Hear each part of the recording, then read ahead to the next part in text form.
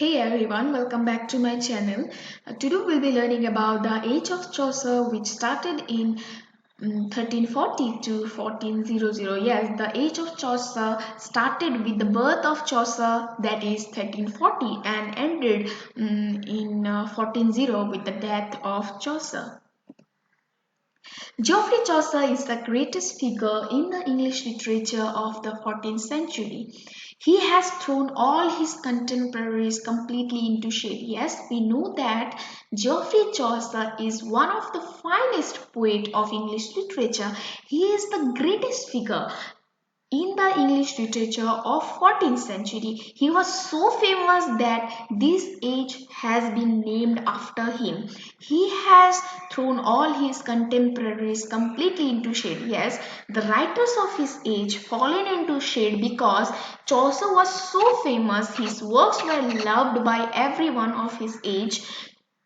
He was born about 1340 in London. Chaucer was born in 1340 in London.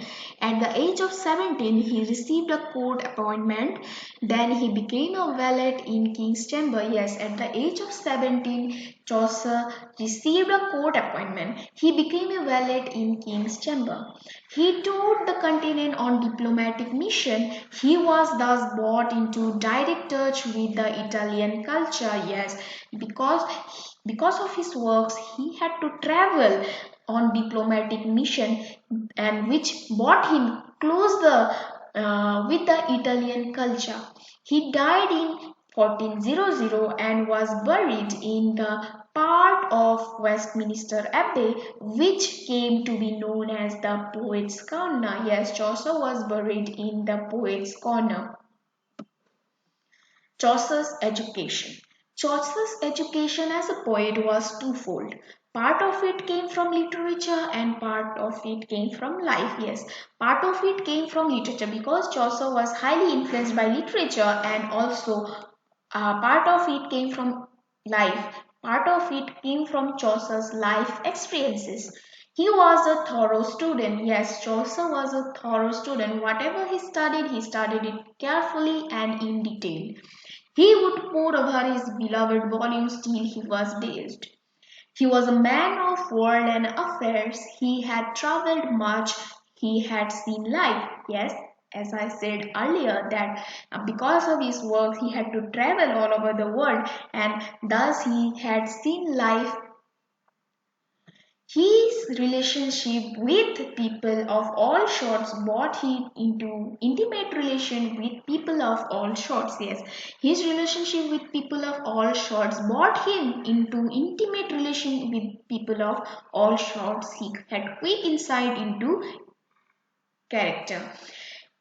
The relationship he had with people of all sorts, whether they are from very higher rank, lower rank, middle rank, whatever they belong to, brought him into closer relationship with them, and thus he knew their character very well.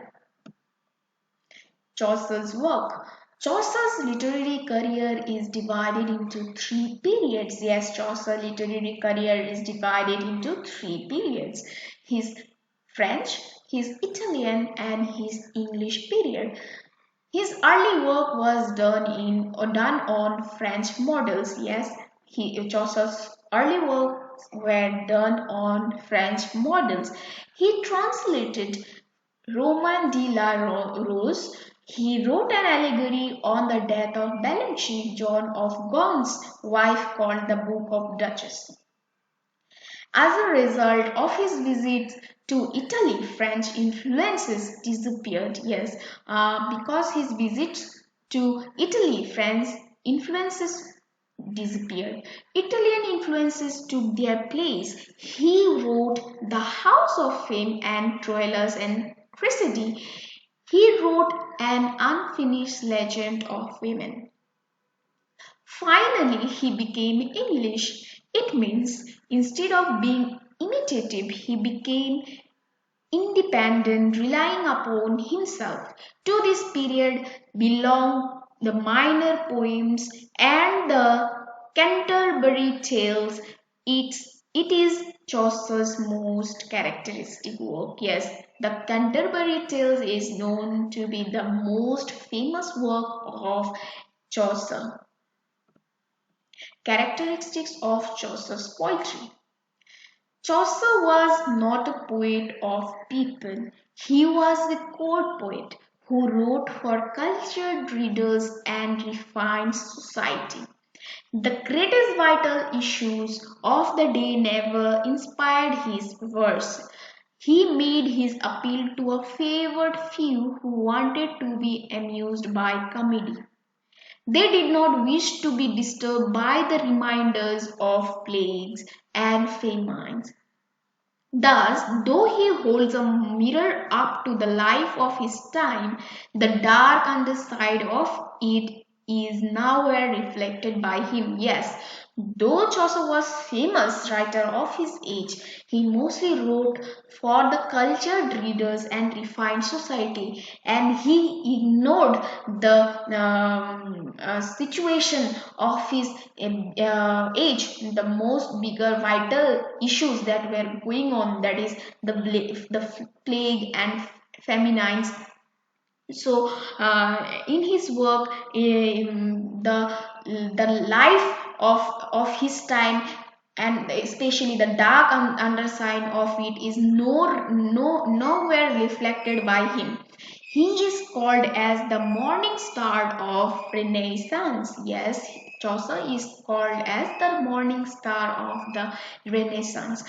Chaucer mastered the difficult 14th century English and made it easier. Yes, Chaucer mastered this difficult 14th century and made it easier. Chaucer is called the father of English poetry. Yes, this Geoffrey Chaucer is called the father of English poetry. Major events of his age. The age of Chaucer is the first significant period in the literary history of England. It marks the beginning of a new era, new language, new literature. Yes, with the birth of Chaucer, it marked the period of significant changes. That is, it marks the beginning of a new era, new language, and new literature. It is an era of transition. Chaucer was born in a turbulent period of social, religious, and political change. He was born in the reign of Edward III, lived through that of Richard II, and died the year after Henry IV ascended the throne. Growth of national sentiment. In this age, we come across an ardent upsurge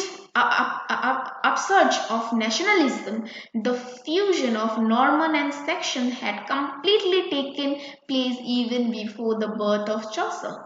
The consciousness of national unity was strengthened during the Hundred Years' War with France and battles of Crecy and Poitiers.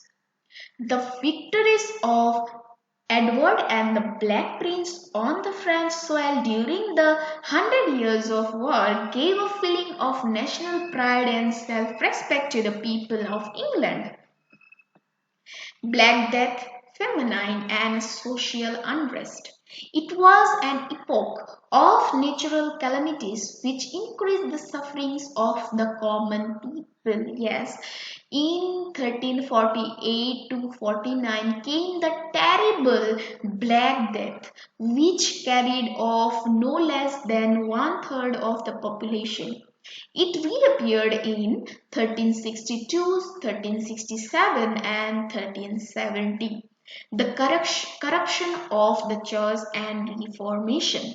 The church, which was the seat of power and prestige, was infected with corruption, moral laws and superstition. Politically, intellectually, spiritually, its influence had been diminished. The ecclesiastics were corrupt and demoralized.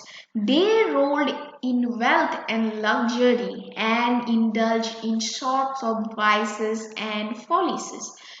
They lived in a godless and materialistic world. Chaucer ecclesiastical characters in the prologue realistically depicted the corruption of the church. Yes, during this period, the people belonging to church were also indulged in sorts of bad habits and follies. So yes, it was a period in which people lived in a godless and materialistic world, and Chaucer depicted these characters in his prologue realistically. The dawn of new learning. Yes, in the age of Chaucer, the medieval habits and traditions still continued to influence the masses. Church still continued to influence the masses and control scholarship, thoughts, and feelings. Theology molded and affected the entire life of people, and ecclesiastical ideas swayed the feelings of common people. But their sway was to some extent weakened by the spirit of new learning. Yes, we know before the age of Chaucer, people were very religious, very much influenced by the church and medieval habits and tradition.